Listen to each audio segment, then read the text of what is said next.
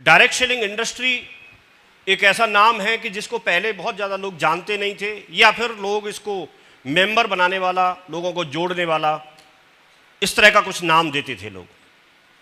लेकिन आपको जानकारी होगी कि इसको गवर्नमेंट ने रिकॉग्नाइज किया है, इसके लिए नियम बना दिए गए हैं, इसके लिए रूल एंड रेगुलेशन सब कुछ तैयार हो गया है। और आज की डेट में जैसे बाकी की इंडस्ट्री है वैसे ये डायरेक्ट सेलिंग इंडस्ट्री है। आप इसके बारे में आप गूगल पे जाके सर्च कर सकते हैं, उनकी साइट पे जाके सर्च कर सकते हैं। गवर्नमेंट के जो सर्टिफिकेट है, जो प्रमाण है, वो सारे ले सकते हैं। कंपनियां बहुत सारी हैं, लेकिन आप लोग इसमें अवेयरनेस होनी चाहिए। क्यों करें, क्या करें, इसके लिए थोड़ा सा हमें ध्यान देने की ज़रूरत है। सॉरी, नेटवर्क मार्केटिंग भी इसको बोला जाता है। तो नेटवर्क मार्केटिंग का भविष्य क्या है? क्योंकि आप देखेंगे तो लोगों को नौकरियां मिल नहीं रही, खेती बढ़ेगी नहीं, कम होती जा रही है, हाईवे निकल रहे हैं या फिर कॉलोनियां बन रही हैं। और उस कंडीशन में आप पढ़ाई लिखाई करने के बाद भी आपको खुद मालूम है कि आप कितनी सारी पढ़ाई करेंगे, पॉपुलेशन बढ़ रही है, तो कहाँ जाकर के कैसे क्या नौकरी मिलेगी। तो इसलिए आपने देखा होगा बहुत सारे स्टार्टअप्स शुरू हो गए, बहुत सारे लोगों ने अपने यूट्यूब पे चैनल बना के कुछ करना शुरू कर दिया, कुछ क्रिएटर बन गए। अलग अलग तरह की चीज़ें हमारे यहाँ पर जन्म ले रही हैं। आपने देखा है ऐसा? प्रधानमंत्री जी ने भी अभी क्रिएटर्स को बुलाया था, शायद आपने ध्यान दिया हो। तो ये एक नई इंडस्ट्री डेवलप हो रही है सब कुछ, और ये समय का बदलाव है। और समय के बदलाव के साथ अगर हम नहीं बदले तो हमारे साथ में बहुत बड़ी दिक्कत हो सकती है, क्योंकि समय जैसा समय चल रहा होता है उस हिसाब से हमको भी बदलना होता है। नहीं बदलेंगे तो हम बहुत पीछे रह जाएंगे।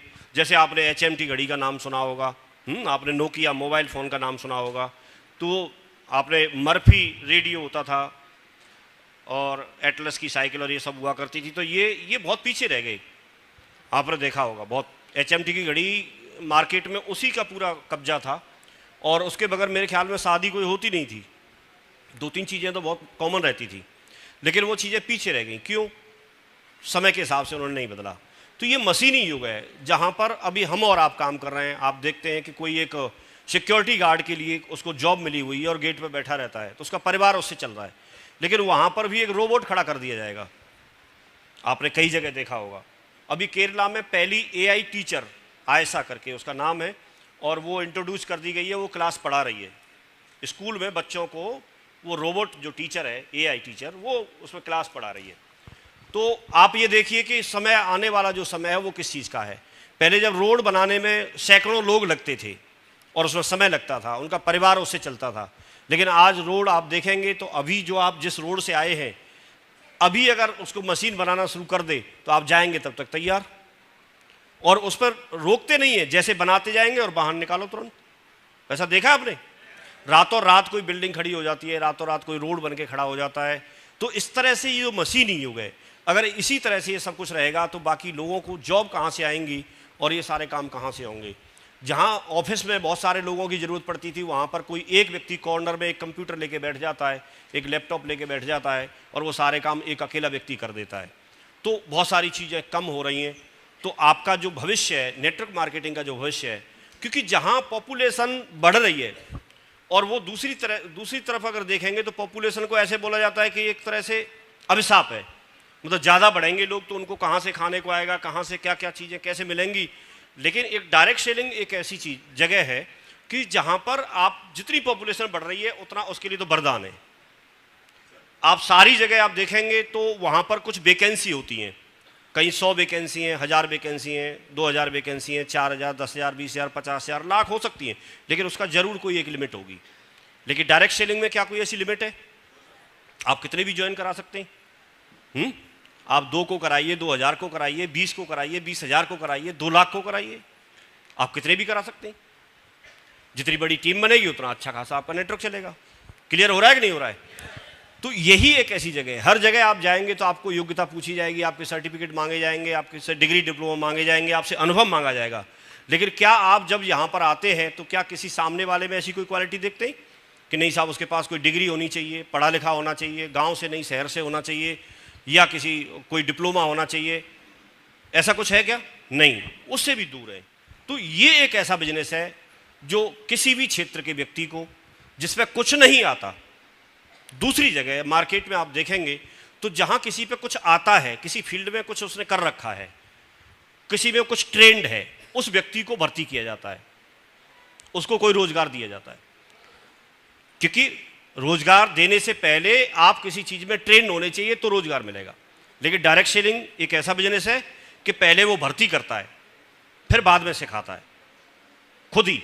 तो आप किसी भी फील्ड से हो, आप पढ़े लिखे हैं, अच्छी बात है। अगर पढ़े लिखे नहीं है तो भी आप यहाँ पर कामयाब हो सकते हैं, आप अपने परिवार को एक अच्छा जीवन यहाँ से दे सकते हैं। ऐसा जरूरी नहीं है कि जैसे आप यहाँ पर हर व्यक्ति आने के बाद ये बोल रहा था, राहुल जी ने बोला, वर्मा जी ने बोला, शर्मा जी ने बोला कि आपका यहाँ से जीवन बदल जाएगा। ऐसा जरूरी नहीं है। मैं तो ये मानता हूँ कि जीवन बदलने की बात नहीं है। अगर कोई व्यक्ति कहीं से 50,000 रुपये महीने कमाता है, 40,000 रुपये महीने कमाता है या 30,000 रुपये महीने कमाता है, वो अपनी मेहनत करता है, 8 घंटे की ड्यूटी करता है, अगर 2 घंटे 3 घंटे एक्स्ट्रा टाइम निकाल लेता है, अगर 2-3 घंटे एक्स्ट्रा टाइम निकाल लेता है और एक्स्ट्रा टाइम निकाल के अगर वो 10,000 रुपये महीने भी कमाना शुरू कर दे, तो जो 40,000 रुपये महीने कमाता था, अगर 10,000 रुपये महीने और उसके परिवार में इनकम होती है तो उसके बच्चे हो सकता है ट्यूशन पढ़ने नहीं जा पा रहे थे, ट्यूशन पढ़ लें, एक अच्छे स्कूल में पढ़ लें, एक अच्छी जो ड्रेस नहीं ले पा रहे थे वो ड्रेस ले लें, छुट्टियां मनाने नहीं जा पा रहे थे छुट्टियां मना के आ जाएं। और वही 10,000 धीरे धीरे जब काम बढ़ता है तो 20,000 रुपये महीने में कन्वर्ट हो जाती है, 30,000 रुपये महीने में कन्वर्ट हो जाती है, 50,000 रुपये महीने में कन्वर्ट हो जाती है। और वही इनकम आपके परिवार में एक दिन लाखों रुपये महीने की इनकम बन सकती है।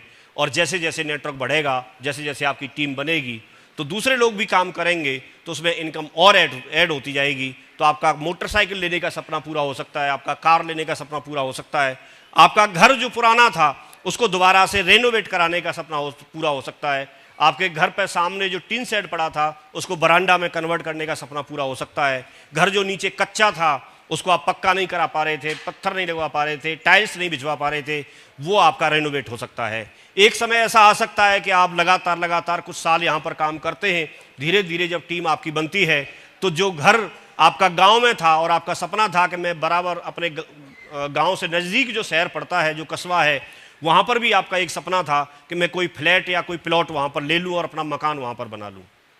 तो धीरे धीरे कुछ साल के बाद में आपका ये सपना भी धीरे धीरे पूरा हो सकता है। तो ये बिजनेस है और बिजनेस के तरीके से ही चलेगा। यहाँ पर ऐसा कोई चमत्कार नहीं है कि तुरंत आपका कोई जीवन बदलेगा। आप इसको बिजनेस के तरीके से करिए, आप प्रोसेस शुरू करिए। प्रोसेस को हम आज समझते हैं। मैं यहाँ पर अगर हूँ तो मैं कोई ऐसा नहीं है, मेरे अंदर कोई ताकत नहीं है या किसी भी व्यक्ति के अंदर ऐसी कोई ताकत नहीं है कि आप यहाँ पर आएंगे और आप जुड़ेंगे। जुड़ना एक बहुत आसान प्रोसेस है। आप कोई भी प्रोडक्ट लेते हैं तो बहुत आसान है और इसको छोड़ना भी बहुत आसान है। आप मत आइए बिजनेस में तो आपका गया क्या, लगता नहीं है आपका कुछ भी। आपने 10,000 रुपये दिए, 10,000 रुपये का कोई सामान लिया, आपने उसको इस्तेमाल किया, उसके बाद आपका गया क्या? दुकानदार से कोई सामान आपने खरीद लिया तो आपका क्या गया? तो आप इसको छोड़ के भी बैठ सकते हैं। लेकिन आज आपको सीरियसली समझने की और थोड़ी चीज़ों को ना समझने की ज़रूरत है। आप इसमें जुड़े हैं तो जुड़ना कोई बहुत बड़ी बात नहीं है, कोई भी जुड़ जाएगा। कौन सी बड़ी बात हो गई जुड़ने से? एडमिशन लेने मात्र से आप कोई बहुत बड़े मतलब डिग्री नहीं ले लेते। एडमिशन लेना तो एक शुरुआती प्रोसेस है। उसके बाद आपको पढ़ाई करनी होती है, उसके बाद आपको कमिटमेंट दिखाना होता है, उसके बाद आप बरसात होती है, सर्दी होती है, गर्मी होती है, हर उस मौसम में जब घर से निकलने का मन नहीं होता तब भी आपको जाना होता है। रातों रात जब लोग सो रहे होते हैं दूसरे लोग, उस समय आपको पढ़ाई करनी होती है, मेहनत करनी होती है, तब जाके आप आगे बढ़ते हैं। तो ठीक वैसे ही यहाँ पर ज्वाइनिंग लेना तो एक बात थी, बस आपने ज्वाइनिंग ले ली और वो कोई बहुत बड़ी बात नहीं है, कोई भी व्यक्ति ले सकता है। तो ज्वाइनिंग लेना कोई मैटर नहीं करता, या ज्वाइनिंग लेने से हम लोग यहाँ पर सफल नहीं हो जाते। हम दूसरे लोगों को देख करके प्रेरित तो हो सकते हैं, लेकिन मैं समझता हूँ किसी को देख करके प्रेरित होना अच्छी बात है। एक यहाँ पर आपका मोटिवेशन लेवल बढ़ा हुआ है, लेकिन मैं मोटिवेशन की बात नहीं कर रहा हूँ। व्यक्ति जिंदगी में आगे वो बढ़ता है जो अनुशासित होता है। आप मोटिवेशन तो एक ऐसा होता है कि आज आप यहाँ पर हैं और यहाँ तक मोटिवेट आप हो जाए और इतने ऊंचाई के लेवल पे आप उत्साहित हों, एक्साइटेड हों और आप बहुत दमदारी से काम करें, लेकिन ये एक समय के बाद में कम हो जाएगा। ये टेम्परेरी होता है। आप यहाँ पर मोटिवेट हैं, जैसे ही बाहर जाएंगे तो धीरे धीरे करके आपका ये डाउन होता जाएगा। तो मोटिवेशन एक टेम्परेरी चीज़ होती है, लेकिन जब आप एक अनुशासित होते हैं, मोटिवेट आप किसी मूवी में किसी एक्टर को कोई बढ़िया काम करते हुए देख करके मोटिवेट हो सकते हैं। आप किसी को स्टेज पे बढ़िया भाषण देते हुए देख करके आप मोटिवेट हो सकते हैं।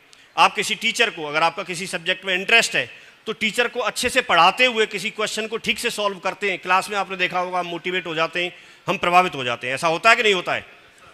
हम बाबा रामदेव जब योगा कराते हैं या कुछ भी स्टेज पे करते हुए टीवी पे देखते हैं हम, तो हमको भी लगता है कि हम ऐसा शुरू कर दें, और हम शुरू तो करते हैं लेकिन 2-4-6 दिन के बाद में उसको रेगुलर नहीं कर पाते हैं। हम कई बार ऐसा डिसीजन लेते हैं कि हम शाम को रोज़ाना टहलेंगे, टहलने जाते भी हैं, हम शुरू तो करते हैं जूते बूते कस के टाइट करके अपने 2-4 लोगों को साथ लेकर के, और हम जाते हैं, शुरुआत करते हैं सुबह या शाम में, समय निकालते भी हैं, लेकिन 2-4 दिन के बाद फिर ऐसे ही हो जाता है। हम कई बार डिसीजन लेते हैं कि हम सुबह जल्दी जगेंगे। हर बार हमने कोई ऐसा वीडियो देख लिया कि ब्रह्म मुहूर्त में जगना बहुत ज़रूरी है, आप 3 बजे 4 बजे जगते हैं तो आप स्वस्थ रहेंगे, तो आपको लगता है कि हाँ ये बहुत अच्छी बात है, और आप शुरू भी करते हैं लेकिन उसको कंटिन्यू नहीं कर पाते। तो आपका अनुशासित होना किसी भी क्षेत्र में, ऐसे ही किसी को देख करके या किसी की उपलब्धि को देख करके आप इस बिजनेस की शुरुआत तो करते हैं लेकिन उसको रेगुलर नहीं कर पाते, जबकि अनुशासित होना, रेगुलर करना बहुत ज़रूरी है। आप मान के चलिए शर्मा जी के पास कोई उपलब्धि है, या मेरे पास कोई उपलब्धि है, या किसी और के पास कोई उपलब्धि है, उससे आपको क्या मिलता है? आपको तो कुछ नहीं मिला। मान के चलिए डॉक्टर साहब अगर विदेश घूम के आए तो उसका अनुभव तो उन्होंने किया, हमें तो क्या मिला? या मान के चलिए मैं पैसा कमाता हूँ इससे, ठीक है, मैं लाखों करोड़ों की इनकम अगर मैं करता भी हूँ और मैं दिखा भी दूँ, उससे क्या फ़र्क पड़ता है? आपको क्या मिला? तो आपको तो ये जानने की ज़रूरत है, और आपको ये सवाल पूछने की ज़रूरत है हर उस व्यक्ति से जो स्टेज पे है, बोला सर आपके पास तो आ गया लेकिन ये हमारे पास कैसे आएगा, ये बताइए। और ये ज़रूरी है, और यही समझना ज़रूरी है। और इसमें से अगर आप अपने लिए कुछ ले पाते हैं, अपने लिए अगर कुछ कर पाते हैं, तो वही महत्वपूर्ण है। और ऐसा अगर कुछ आप कर पाते हैं तो आपने यहाँ पर समय दिया है, आपने 2-4 घंटे आने में लगाए होंगे, 2-4 घंटे रात तक पहुँचेंगे आपको यहाँ पर खाना भी हो सकता है प्रॉपर नहीं मिल पाया हो, भीड़ भाड़ में सब ऐसे ही होता है, व्यवस्था इतनी नहीं बनती है, और उसके बावजूद भी आप यहाँ पर बैठे हैं, लगातार बैठे हैं सुबह से। हम लोग तो बाद में आए, उससे पहले आप 2-3 घंटे पहले से ही शायद बैठे होंगे, लगातार आप वेट कर रहे हैं, और उसके बाद जब आप जाएंगे तो ये ज़रूरी है कि आप इसमें से क्या ले पाते हैं। तो आप उस चीज़ को आप देखिए, उस चीज़ को आप नोट करिए और उसको करने का प्रयास करिए, और हर उस ऐसी चीज़ को आप ढूंढिए। सबसे पहले आपका दिल गवाही देना चाहिए, आपके अंदर से आवाज़ आनी चाहिए कि हाँ ये बिजनेस सही है और मैं इसको कर सकता हूँ। जब तक आपके अंदर से ये आवाज़ नहीं है तब तक आप इस बिजनेस के बारे में सर्च करिए, तब तक आप इसके डॉक्यूमेंट्स को देखिए, तब तक आप अपने अपलाइन के पास कराया उनसे सवाल कीजिए और सारी चीज़ों को समझिए क्या ये सही है। क्योंकि जब आप समय देंगे और जब थोड़ा आप आगे निकल जाएंगे, तो कई बार क्या होता है कि जब आप बीच नदी में आप पहुंच गए तो वापस होने में भी मेहनत करनी होती है। जब आप आगे बढ़ जाते हैं तो कहीं ऐसा आगे ना बढ़ जाएं जिसको आप चाह नहीं रहे थे और उसमें आप आगे बढ़ गए। तो शुरुआत करने से पहले आप सारी चीज़ों को देखिए, समझिए। मेरा प्रयास रहेगा कि मैं कुछ बातें आपको बताने का प्रयास करूंगा। सारी बातें, एक बिजनेस बहुत बड़ा है, इसकी बातें बहुत बड़ी हैं। मैं भी पिछले 21 साल से इस बिजनेस में हूं, तो सब कुछ तो आपको ये 1-1.5 घंटे में यहाँ पर नहीं बता सकते, लेकिन मेरा प्रयास रहेगा कि कुछ बातें आपके साथ में जरूर शेयर करूँ। तो हम इससे रिलेटेड बातें यहाँ पर शेयर करेंगे कि नेटवर्क मार्केटिंग का भविष्य क्या है, नेटवर्क मार्केटिंग क्यों करें और इसको कैसे करें। तो कैसे करें वाली बात पे हम आज यहाँ पर बोलेंगे, और भविष्य क्या है और क्यों करना चाहिए, उसके लिए थोड़ा सा यहाँ पर एक वीडियो है, इसका साउंड देंगे और मैं उसको चलाता हूँ।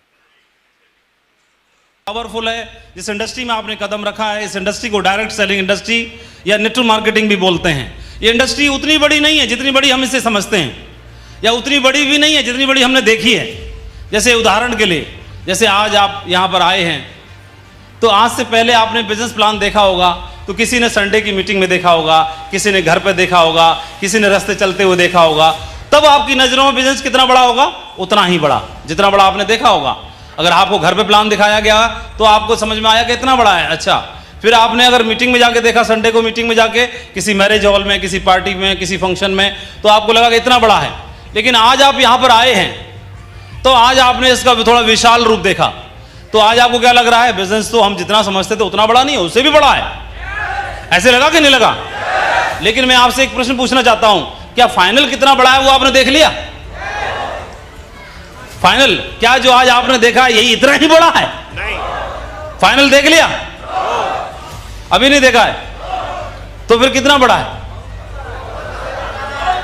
हाँ, हम जितना देखते हैं उतना ही समझते हैं कि उतना बड़ा है, लेकिन जितना हमको पता है उतना बड़ा बिजनेस नहीं है, उससे भी कई हजार गुना ज्यादा बड़ा बिजनेस है, उससे भी कई हजारों गुना ज्यादा बड़ा बिजनेस है। ये बिजनेस के बारे में आप देखोगे, इसकी पावर को देखने के बाद हम और आपकी तो बात छोड़ो, भारत सरकार को समझ में आ गया कि डायरेक्ट सेलिंग इंडस्ट्री आने वाले समय का उभरता हुआ ट्रेंड है। पूरी दुनिया में बिजनेस चल रहा था, ये जिस तरह दुनिया की बाकी इंडस्ट्रियां काम करके दुनिया में ढेर सारे मिलियनियर बना के दिए, चाहे आईटी इंडस्ट्री हो, चाहे टेक्सटाइल इंडस्ट्री हो, चाहे ऑटोमोबाइल इंडस्ट्री हो।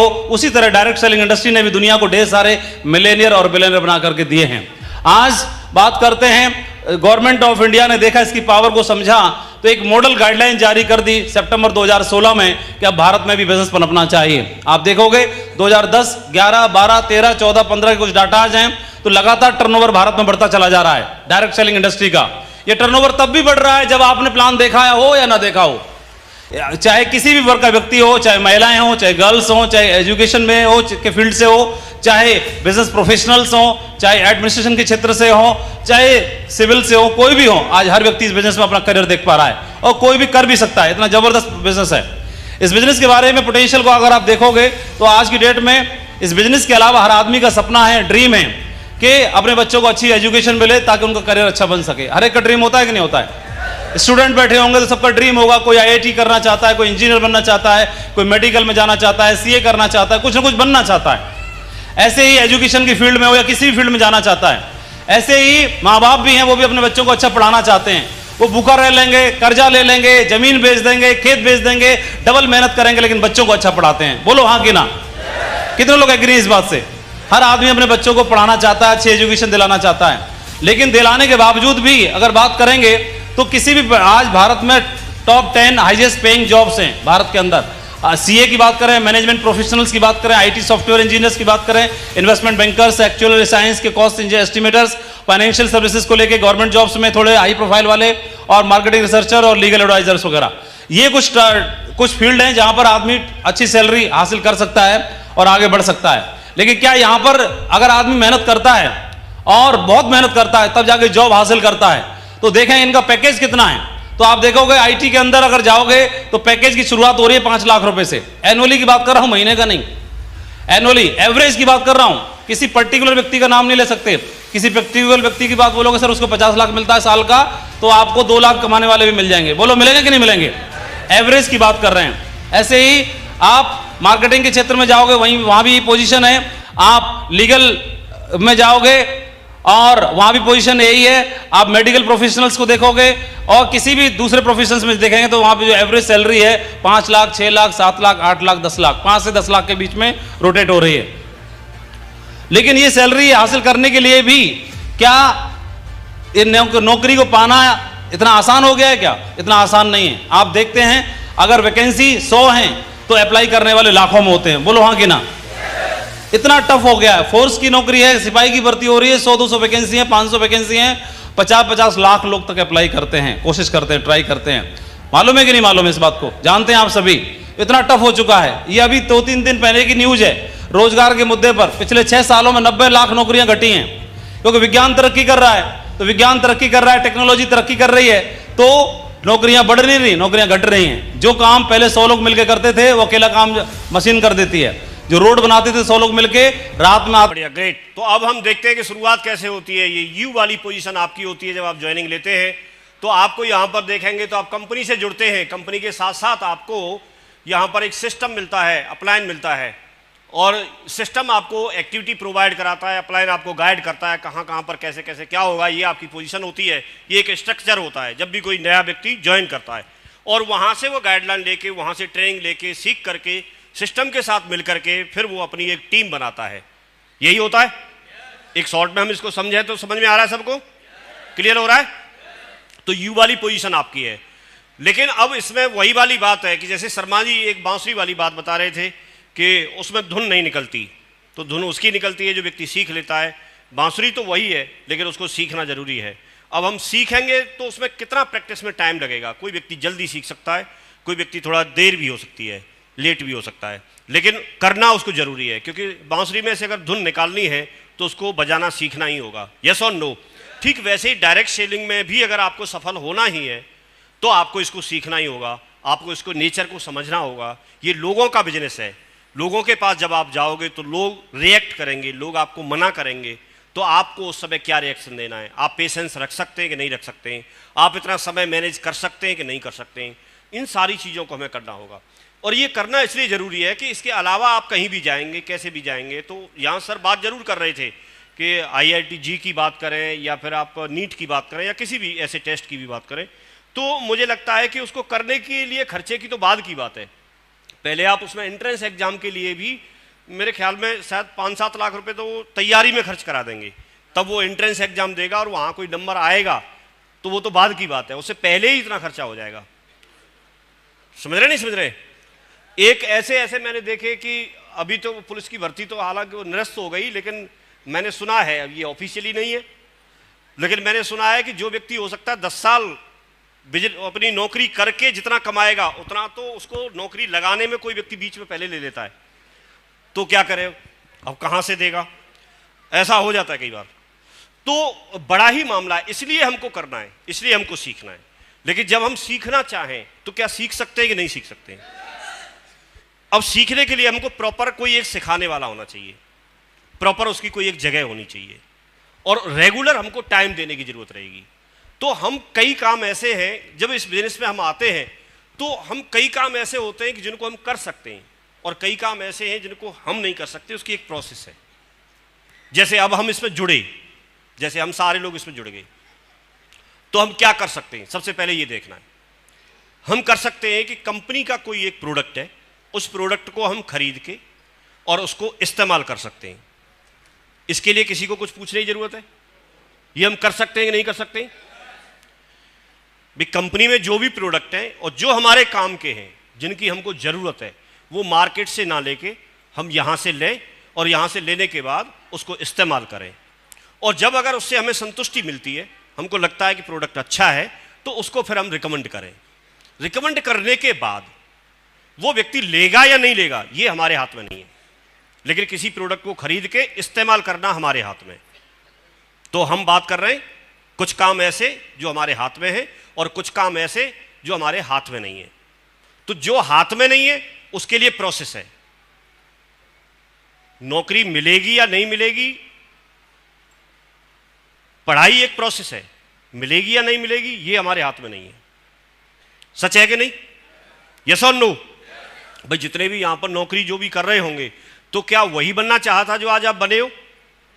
99% लोग, 99.99% लोग ऐसे होंगे जो आज बन चुके हैं, वो बनना नहीं चाहते थे